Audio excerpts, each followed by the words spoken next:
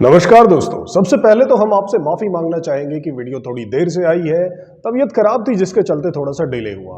Learning के हिसाब से आज हम अपनी पहली क्लास स्टार्ट करेंगे। हमारी पिछली दोनों क्लासेस व्हाई एंड हाउ पे बेस्ड थी।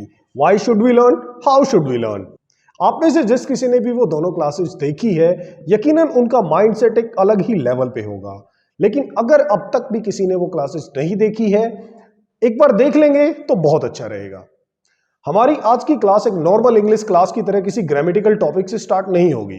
हम थोड़ा साइंटिफिक चलेंगे। जैसे साइंस हमें सिखाती है कि पहले एटम्स बने, एटम से सेल्स बनी, सेल से टिश्यूज बने और फिर अलग अलग लाइफ फॉर्म क्रिएट होती चली गई। ठीक इसी तरीके से हम इंग्लिश को समझने की कोशिश करेंगे। कैसे, उसके लिए चलते हैं अपनी स्क्रीन पे।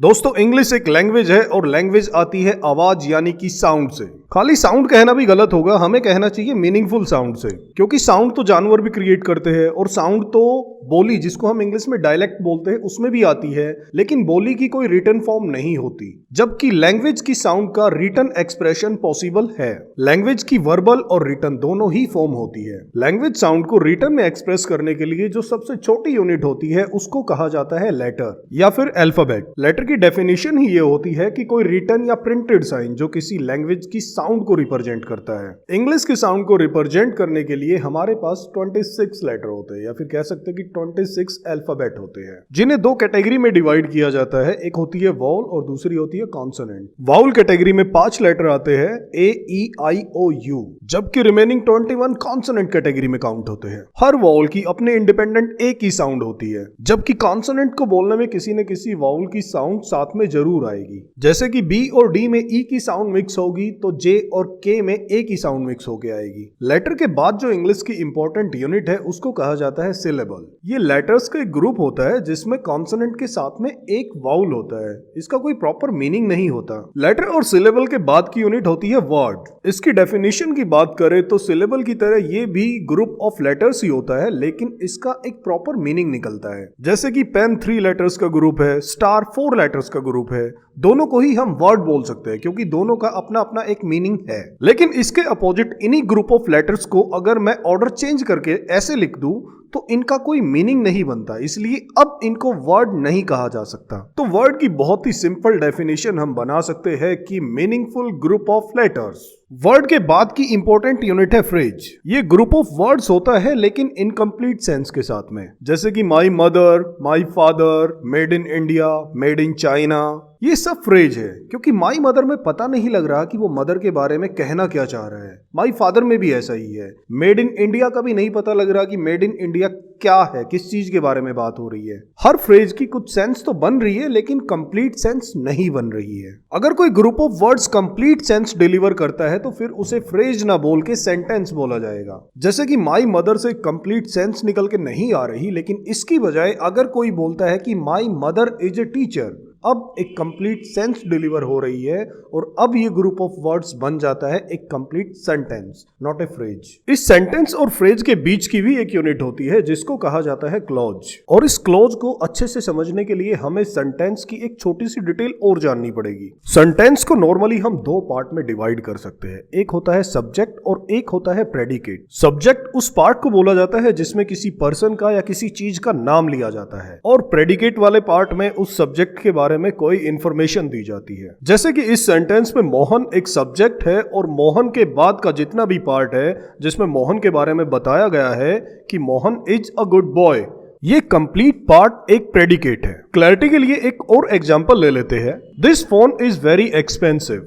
इस सेंटेंस में this phone is a subject and remaining part is predicate. तो यहां पे हम देख रहे हैं कि सेंटेंस में एक सब्जेक्ट होता है, एक प्रेडिकेट होता है। In the same way close में भी उसका अपना एक सब्जेक्ट होता है और उसका प्रेडिकेट भी होता है, लेकिन स्टिल वो अपने आप में एक सेंटेंस ना होके किसी सेंटेंस का जस्ट एक पोर्शन होता है। एग्जाम्पल से समझने की कोशिश करते हैं। My friend is an electrician, ये एक सेंटेंस है, इसमें माई फ्रेंड सब्जेक्ट है और उसके बाद का पार्ट प्रेडिकेट है। इसी सेंटेंस को मैं दूसरे तरीके से लिख सकता हूं। My friend who is an electrician works in a factory. इसमें इस वाले पोर्शन को देखिए, ये इसका सब्जेक्ट है और ये वाला पार्ट इसका प्रेडिकेट है, बट स्टिल ये अपने आप में एक सेंटेंस ना होके किसी सेंटेंस का जस्ट एक पार्ट है, बस इसी को कहा जाता है क्लॉज, जिसका अपना एक सब्जेक्ट भी है, प्रेडिकेट भी है, बट स्टिल अपने आप में एक सेंटेंस नहीं है। इसीलिए मैंने इसको सेंटेंस और फ्रेज के बीच की टर्म कहा है। साउंड के इन यूनिट्स में हमारी नेक्स्ट टर्म निकल के आती है पैराग्राफ। ये दो वर्ड से मिलकर बना है, पैरा एंड ग्राफ। पैरा का मतलब है टुगेदर एंड ग्राफ का मतलब है राइट। यानी कि जब किसी टॉपिक पे काफी सारे सेंटेंसेस को एक साथ लिखा जाता है तो वो बनाते हैं एक paragraph. And in the same way जब किसी टॉपिक पे कई सारे पैराग्राफ लिखे जाते हैं